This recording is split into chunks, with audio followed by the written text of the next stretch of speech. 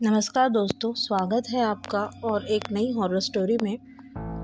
बच्चों के लिए स्कूल उनका दूसरा घर कहलाया जाता है।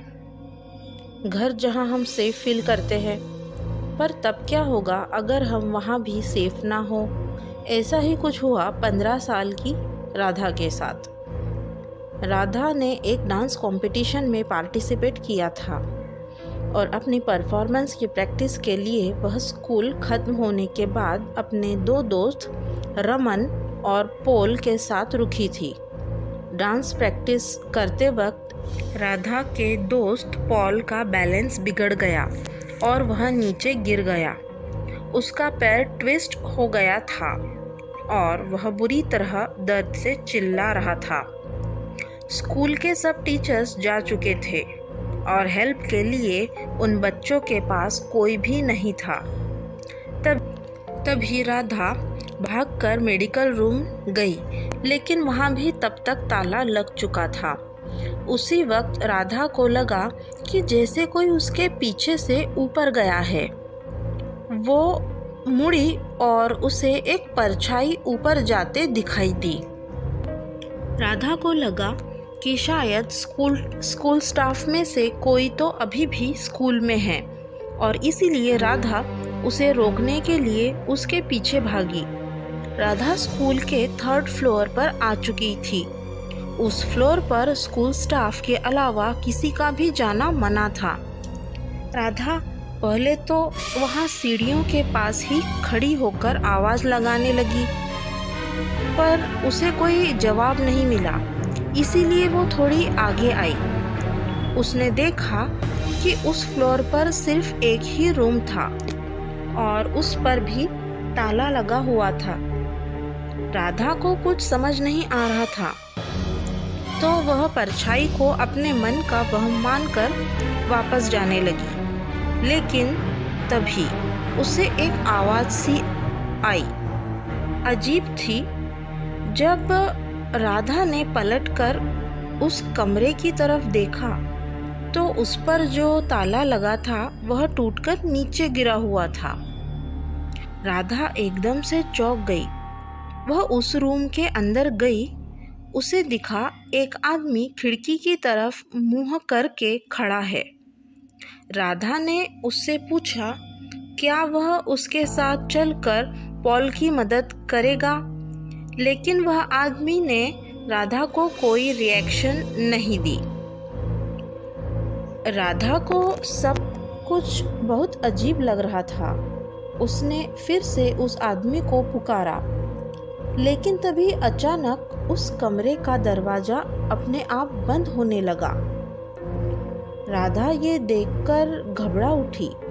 वह दरवाजे की तरफ गई और उसे खोलने की कोशिश करने लगी, लेकिन वह दरवाज़ा नहीं खुला।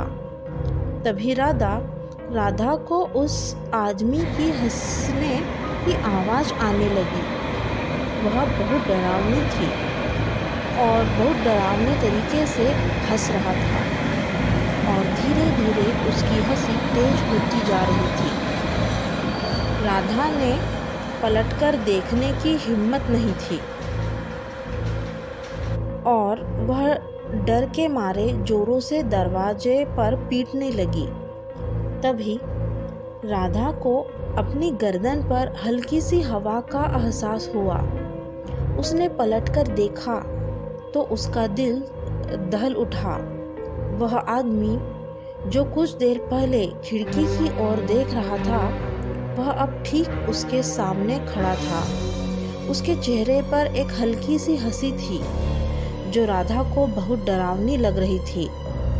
वह राधा को ऐसे घूर रहा था जैसे वह आज उसे जिंदा नहीं छोड़ेगा। उसने राधा को पकड़ लिया और उसे अपने पास खींचने लगा। राधा को रोना छूट गया और वह डर के मारे बहुत जोरों से चिल्लाई।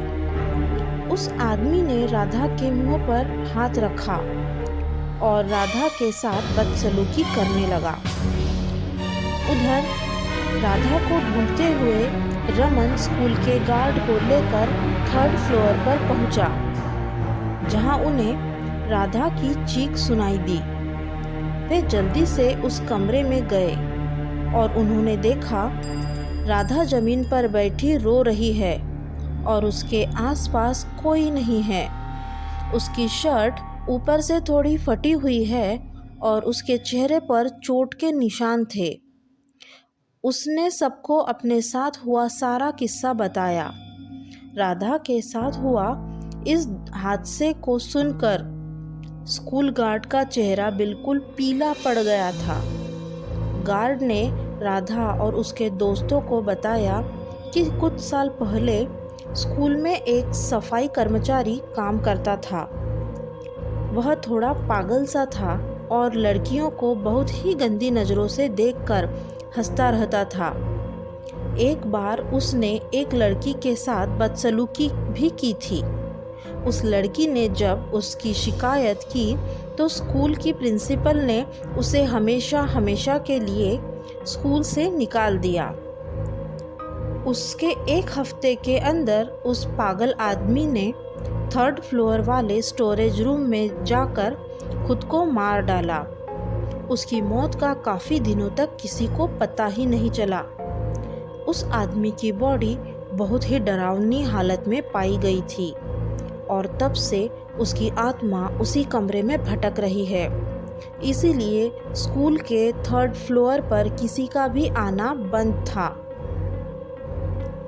इस इंसिडेंट के बाद राधा इतनी डिस्टर्ब हो गई कि वह कुछ दिन तक स्कूल ही नहीं गई, बल्कि कुछ ही महीनों में उसने एक नए स्कूल में एडमिशन भी ले लिया। लेकिन वह कभी भी उस आदमी की भयानक हंसी नहीं भूल पाएगी। अगर आपको ये हॉरर स्टोरी पसंद आई हो तो प्लीज़ मेरे चैनल को सब्सक्राइब कीजिए और कमेंट कीजिए और वीडियो को लाइक कीजिए। Thank you for watching.